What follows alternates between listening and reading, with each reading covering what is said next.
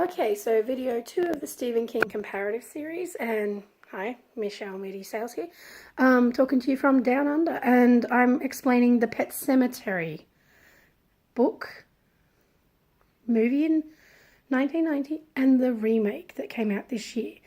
Now, first of all, you've got to acknowledge the music behind Pet Semetary, and I have a little something to help us there. The Ramones, of course, you have to know their song Pet Semetary, and it's the title track of the actual film that came out in 1990. This one is the one that everyone's familiar with little Gage and Church. The Funko Pop came out quite recently when the new film came out, and has actually got a terrible sequel that's enjoyable on its own level.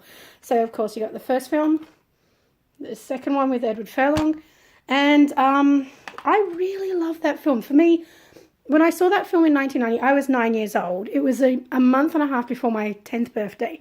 I begged my parents till I was blue in the face for a month and 14 days. 42 days I begged them to buy me a copy of Pet Semetary when I saw the book in the bookstore. This is the moth-eaten copy I've had since 1990. So you can imagine I'm 38 now. That book is 28 years old. I also have a proper copy, thanks to my dad, thanks John Sales, that bought me this copy so that I could have a nice copy, so I won't ruin my old copy again, because it is literally just falling apart here. Film-wise, the original has familiar faces. You have Denise Crosby, you have Fred Gwynne. Now, Fred Gwynne was awesome. I know people always pick on his accent, but I loved him.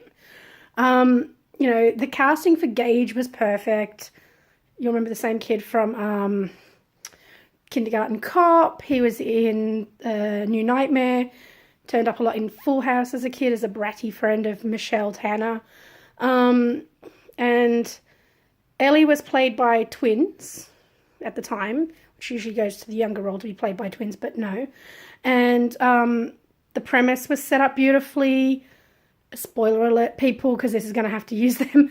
The death of Gage was an important factor in the book, and it was perfectly portrayed in the film. When it came to the remake this year, again, spoiler alert, they changed the death from Gage to Ellie, which shifted the whole dynamic of the second half of the film. It didn't ruin the film. I thought the way they spun it was quite clever and inventive and interesting, but it just wasn't the book for me. Like, you have to remember, 28 years in love with this book. This is my king. This is the book I started on, and now I have all these books. So I have quite a passion for King here. So I have to say, for me, the new film isn't bad.